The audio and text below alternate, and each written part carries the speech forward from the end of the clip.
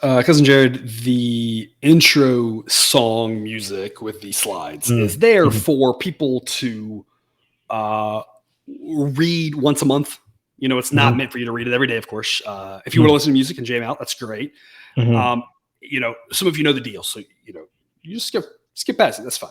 Mm-hmm. But it is for the new person to make sure you know the drill here. But you had a revelation about the intro music that you wanted to make sure you shared with the viewers. Yeah, every time that we play the intro music, I have to listen to the We have to entire listen to the whole thing. thing. Yeah, Yeah, it's a great and song. It doesn't yeah, have to. We get to listen to the whole thing. we get to listen to the whole thing, and now it just randomly plays in my head at all times, and I find mostly it's while I'm in the shower. That's the number one song that is usually playing in my head, but you know, you got to be listening to something when you're in the shower, I guess. Yep. All right. We've got a short slate here on Thursday. Do have a makeup doubleheader. I think we just found out the pitchers on that here recently. Wasn't a huge edge on that one, so we did look at game one on that. But we do have one afternoon game for you here on Thursday. Wednesday, we got the A+ play of the day back. Writing that again, made a few, I told the Discord this, made a few fine-tuning adjustments to the model here the last day or two. Nothing major, just kind of, making sure all the knobs are turned in the right directions here as to how it's interpreting the data, how it's coming up with the probabilities, like some of those changes. Overall, about a break-even day on Wednesday. For the show picks, looks like with Jake, we're going to go 1-2. Dodgers just not getting it done for us. But I think you saw what we've long talked about. If you've been with us for a while, those first two games, taking the plus odds and just saying, hey, these are both toss-up-y type games. Let's take the plus odds.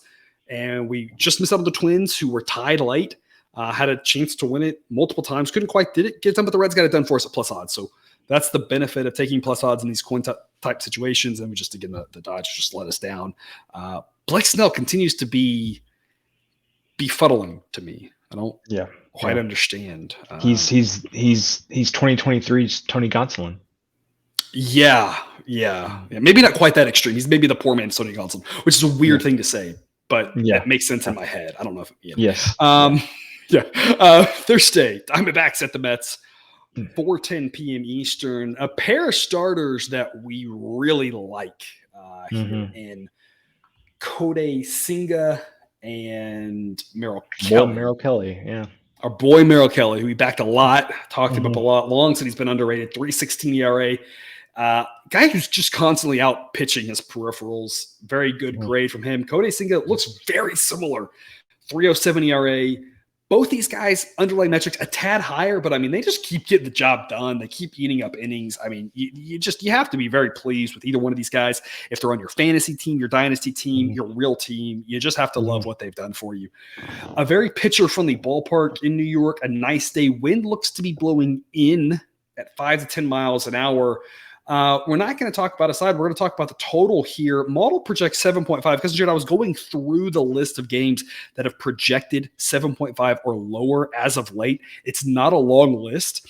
The list tends to be games that have been either 3-3 going into extras. I'm thinking that weird Seattle Anaheim game the other day. Today's Seattle Anaheim game that was 3-2. The last time we went under a total, I believe, in San Diego, and it was 3-1. The only times it seems to project a total this low are San Francisco, San Diego, Seattle, or when it's two elite pitchers, and the totals tend to go under. So it's one of those things where when a model projects this low, unless it's like 6.5, you kind of just want to go under. That's what we're going to do here. Minus 105 is not a bad price to pay for under 7.5. Two okay offenses. The only concern, the only fear is the Mets starting pitchers. I'm wondering if come morning time, we may also add a little bit to the first 5 under, because just that way we're a little bit insured in case the Mets bullpen messes this up for us. Otherwise, the under looks like a strong play here for getaway day on this one. Yeah, so the way that we came about this was there's according to Sideline, there's the slight edge on the Diamondbacks, and I was thinking, well, I really hate to fade Senga, it's just not something that I feel comfortable doing. And that's when we had the revelation. Well, the right play is to go under 7.5 then, for all of the reasons you just mentioned. Plus, we kind of got there ourselves by saying, well, neither one of these starting pitchers are people that we like to fade. I think another thing that you mentioned is very key here. You mentioned both of these guys are pretty good at eating up innings, and I'm counting on Senga to eat up some innings to go under 7.5, based on what I see from this 120 from the Mets bullpen. And so I know that's probably drugged down by the back end of that bullpen, but keep it close late, keep some of those good arms in the bullpen in the game, and yeah, I think we can go under 7.5. Both of these guys are averaging right around 6 innings a start against average offenses on a nice day that's not hot, not overly humid, sets up for these guys to potentially get 7 innings. I'm not saying necessarily take their pitcher props over anything. I'm just saying 6 innings is what you expect from these guys, and the conditions are there for them to both get 7. And if they're both getting 6 or 7, making it where we just get the better pitchers in the bullpen, that sets up for an under. And again, I kind of like that idea of the first 5 projection, according to Mo's 3.9. So, I mean, I'm expecting this to be 4. I'd be happy to go under 4 as long as we're not paying too crazy price on the juice. But I'd be going under 4 for the first 5, absolutely, in this one as an additional bet in order to just kind of hopefully maybe push, but hopefully cash and have some of our money back in our pocket. And that way we're just, holding our breath every time the Mets reliever pitches, basically. Yeah. 7:15 p.m. Eastern, Rays at the Orioles. This is the Rays' last chance, I assume, really, to make up some ground here in the AL East. They're 2 games back. I don't know if they play the Orioles again maybe one more time, but I mean, they're running out of chances here. They've been kind of somewhere between like 2 and 4 games back, it seems like, for the last couple months now. And they just haven't been able to quite get over them, kind of like what the Astros were doing with the Rangers. They finally got over the hump and took over. The Rays had that lead for so long. Once they've relinquished it, the Orioles have just been in firm condition. Now the Orioles losing some of those guys in the back end of their bullpen really matters. Their back end of the bullpen still rates well, still a 94. It's just the overall relievers, that depth really hurt with Bautista still out. But 2 good starters in this one, Aaron Savali and Kyle Bradish. It should be a really good game. We still like the Rays offense a little bit more games in Baltimore. It should be a fantastic contest here. Both Savali and Bradish, kind of similar to the pitchers we talked about in the last game. 8 innings at a pretty good rate here. Great ERAs. Underlying metrics a little bit more down on them, but I mean, nothing wrong with these pitchers. 2 just very good pitchers, just like the last game that we talked about. And so it's kind of a similar play here. We're going to go under 8.5. Model says 7.7. Baltimore, of course, playing actually slightly pitcher friendly now. It's actually been more pitcher friendly than this, trying to figure out exactly how to park factor this one. It's a little more challenging because it's the first year we've had that fence up. That fence is way out there in left field, though, and it's tall, and it's like jets out to like 415 or something stupid out there in the power alley. And that really changes the way that park plays. It's going to be a cool night. We're talking mid to low 60s, slight breeze blowing in, weather adjustment. I'm sure something that caught your eye. This just sets up to be a nice low scoring playoff atmosphere type game. Orioles take, 4 games here, and you're talking about a situation where they've got a stranglehold on first place. So a big series here. Rays take 3 out of 4. Man, it's going to be a dog. So, I mean, real big series here. Playoff atmosphere. Should be a low-scoring contest. Again, no locks in gambling. You never know what's going to happen. Sometimes weird things happen. But this sets up to be more likely to be low-scoring than high-scoring. Under 8.5. I think a steal in this one. Because, Jared, what do you got? Yep. Definitely agree with everything that you said there. I'm still a little bit like taken aback by seeing the Orioles 105 rating on their relievers. How they used to have like the best top 3 in baseball, and then Bautista got hurt, and it's just crazy how that number has just dropped. But I don't think it's going to matter in this game based on how well these 2 starting pitchers have done and how deep they can go into the game. So yeah, I completely agree with everything you said. I really don't have anything to add to that. I think that, both these starters are really good. It's going to be, like you said, a playoff atmosphere. Everybody kind of tightens down. You're going to get your best high leverage guys out of the bullpen. Like you said, the Rays are trying to chase them down in the standings. Every game, every out isn't important in this series. So I think they're going to play it like it's the playoffs. Their closer now, the old setup guy, Cano, has not pitched in like a week. Last time he pitched, he hit throw like 30 pitches. He hasn't pitched in a long time. So he's rocking and ready to go at this point. It's been plenty of time. And again, the back half of the Orioles is still solid, but they just don't have a lot of depth. And obviously Bautista Yep. has just been so incredible. So that really matters. But Yep. Ray's bullpen still solid. And we've long talked about this Rays offense. That grade is up there.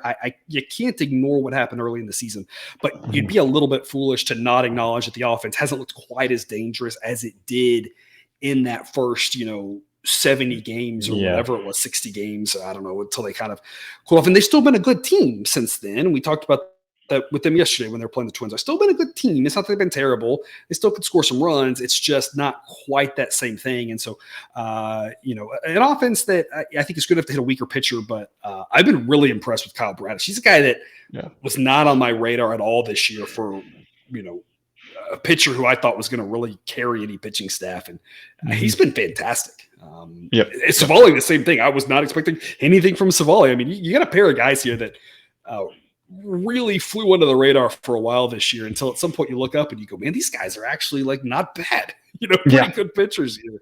The weather sets up for them. The park, again, a little bit pitcher friendly. So sets up for an under here. And like I said, hoping for a good playoff atmosphere and what should be a tightly contested contest and what should be a great 4-game series. Which takes us to our last game, 7:40 p.m. Eastern, Twins at the White Sox.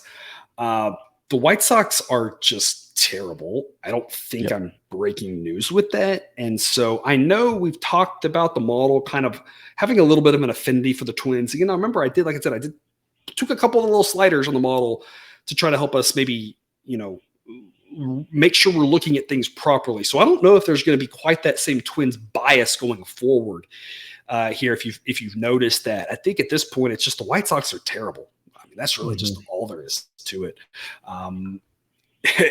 Jose Urena gets the start, and I don't know why. That's it. I don't know why. I have nothing else. I have no idea why. Like, you have to have a minor leaguer or a prospect or somebody that can eat this start. Like, why is he the guy pitching? 8.46 ERA in his 22 innings, 9.71 FIP. I mean, it's not like it's – I don't know. I don't know why. It gets a 132 grade, like one of the literal worst pitchers in my database. Kenta Maeda has been just very meh. Probably not quite as bad as that 4.65 ERA, just run-of-the-mill average. Hey, run-of-the-mill average ought to be great against this White Sox team. This White Sox team is so terrible. Twins -1 is the play. It's a B grade at -147. We are just outside of the A grade price on the money line. The required A grade price is -167, as you can see on screen. The current price is -173. It'd be a B grade on the money line. On the run line, it's actually a little bit worse. The run line model says it should be priced at -115. Everyone knows the White Sox are terrible. The current price is -117. So you're getting really no value on the run line part of this, where we're adding in the run line, still holds it in as a B grade and kind of softens the edge a little bit, drops our price from -173 to -147. But this is not a situation where the run line offers a ton of value. Not that the Twins shouldn't win by more than one. It's just that it's priced really steep because everyone knows the White Sox are terrible. So they're making you pay the tax for it. I like the Twins here. You got a couple different ways you can play this. Jared, what are your thoughts? My thoughts are the White Sox haven't won a series in over a month.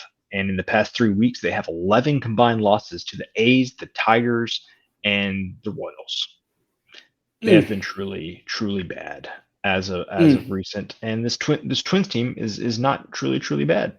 And so, sign me up.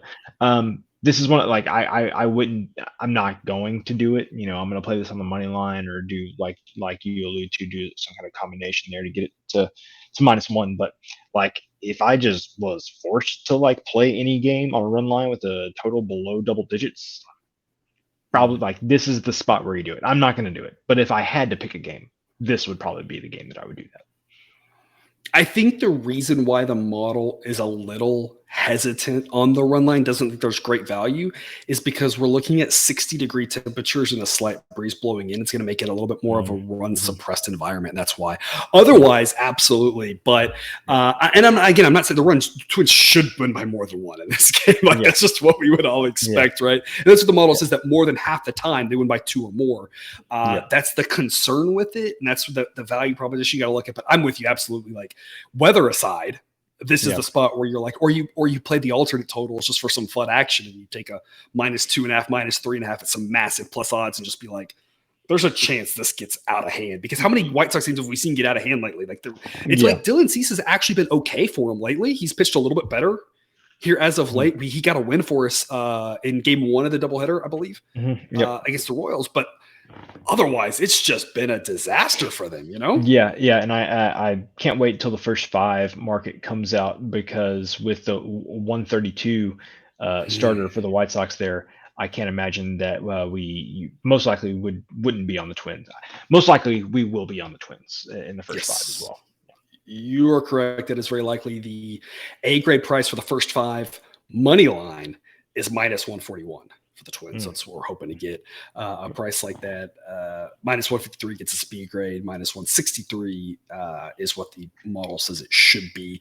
Model says that the Twins win, ties included, wins the first five 52% of the time. So mm, that's kind of what we're seeing there with that okay. terrible.